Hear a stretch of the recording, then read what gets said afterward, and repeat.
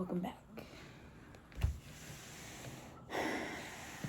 I go by Reese. If you're new here, please feel free to like, subscribe, hit that notification bell so you can see when I come up with new videos. Welcome back. All right. So today is going to be a little different. I know typically I start off doing a card reading, but I decided today not to do that. I wanted to talk with you guys about my small business so that you could have just a nice little understanding on what I do and why I do what I do. Anyway, I had no interest in what I was doing at all 2 years prior to me actually starting my small business. I was going through with the spiritual esoteric community, we'll call it dark night of the soul, when I was facing various parts of myself. And it was like they all came in at the same time. It was like, what's up? It's time to jump, And I was like, oh, okay. I had also been going through some life-altering situations, but when I was working my job at the time, I recognized that I hated my job at the time. And everyone had been telling me, I can tell you hate your job. And I was like, why are you lying? I didn't hate my job until last year. I didn't start hating it until COVID hit. And that was mostly because, it was mostly because, being around a lot of sick people, seeing a lot of them, not make it. That was definitely something that was just not fun. Now, I was a clerk in the hospital. And at the time, my position was considered a frontline worker. So I stayed on because, I'm not going to leave. I didn't feel like I was that important. And they was over here like, but you are. I was like, dude, I could do this from my house. So everybody else seemingly had an excuse to stay home, and I was just coming back to work every day, Monday through Friday. It felt like, anyway, that's not the point. I feel like kind of is the point. So, sorry about that. I was going through those experiences, and everyone was depressed in their own way. That's awkward. Yeah. Everyone was going through something, and I was just doing my best to hang on, the best way to put it. And I came across the book called Self-Care and Chakras by Ambi Kavana. I can't say her name, but I will definitely link the book below. And in that book, I ended up finding salvation. I found meditations. I found out more information about chakras itself. I ended up finding out about, how to get in contact with your energy, as well as affirmations, journal prompts, just the whole nine. And I was like, whoa, okay, wait a minute. And in doing so, it allowed me to align myself with the thought that maybe my life could be better than what it is right now. So I started going a little further, and I ended up coming across the fragrance oils that she had listed, and I created some of them. And I really liked the way they smelled, and I thought, some people probably don't have the resources or the funding to create their own chakra or fragrance oils, chakra rebalancing fragrance oils.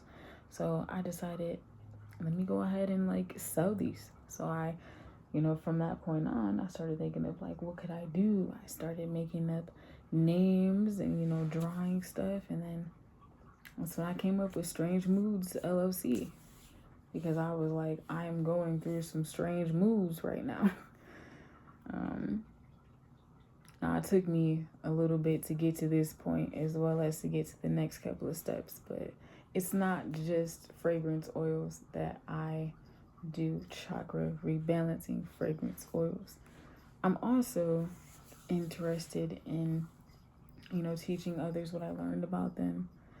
I also would like to introduce affirmations to people because I'm a firm believer that you can reprogram your subconscious and conscious minds. And I believe that in order to do so, you have to have, first off, the grit, the audacity, as well as the consistency to do so. You are capable of taking yourself from whatever point that you are in right now. You be right here. You can be really sad, going through some bad stuff, to becoming that greatest version of yourself. It just becomes you convincing yourself that you can do so. Now, right now, or at least in that moment, when I started thinking of these ideas, I was like, that's not possible. I can't do that. There's no way that's going to work. But then I started working on myself.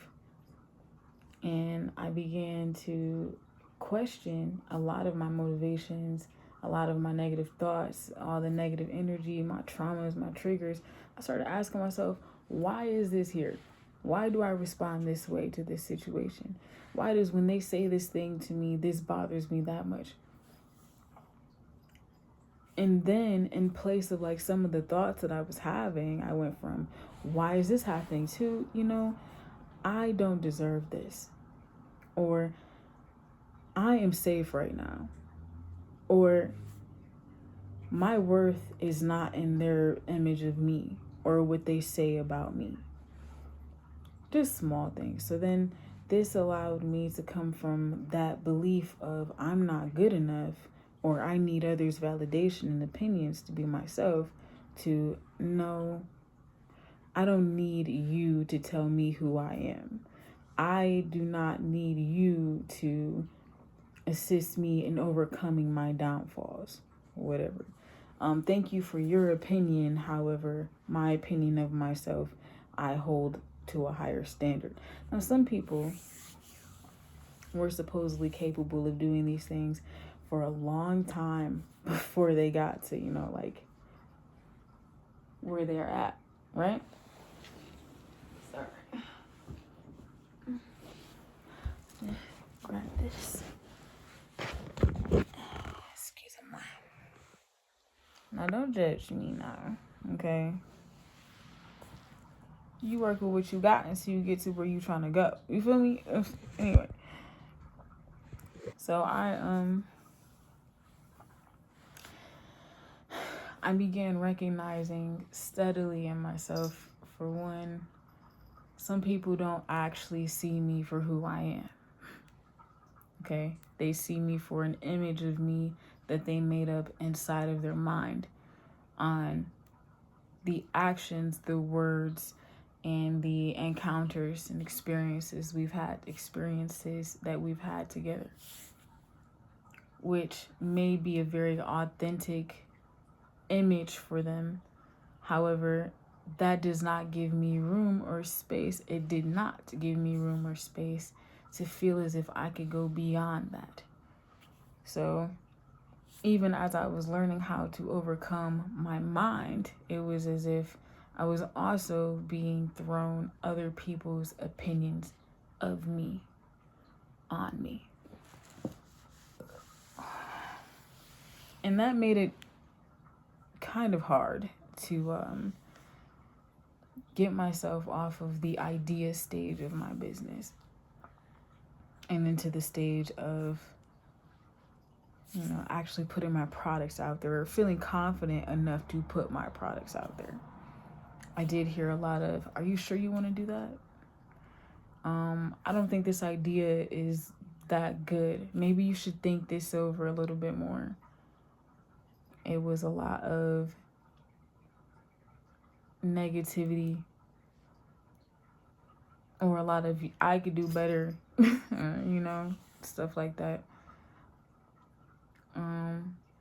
Or like, certain thoughts that, family members would say to me in the past, like, I don't need you to tell me or show me how to do this. And that's fine. I recognize that the demographic of people that I am reaching towards are those who have a certain thought that's in the back of their mind that keeps continuously showing up, that they desire to change or challenge and completely rewire. I am seeking to assist individuals in overcoming the dark night of the soul by reminding yourself that you are worthy. Because it's all fun and games when you're just talking and laughing with people about how, you can do this by yourself, until you get home and you're alone and you're by yourself and you recognize that maybe this is a little harder alone than I thought it would be. I'm not saying that everyone is alone, but I am saying that there are some people who have been alone. There are some people who don't necessarily have a support system. And I truly created this business to remind myself that I am my support system at the end of the day, down to the last atom. When I am by myself, laying on my deathbed, everyone around me is going to be telling me that they love me, that they care about me, but the only one who's going to be able to bring me comfort and solace in that moment, other than the divine, is myself. And I also recognize that there are some things that you cannot ask for someone else's help with doing. Maybe because you don't feel comfortable reaching out to someone for help in these moments, or maybe because, becoming that vulnerable with other people is just not something that you feel confident in doing. And that is definitely something I had to assess within myself. I do not feel comfortable being vulnerable with other people to the most vulnerable space.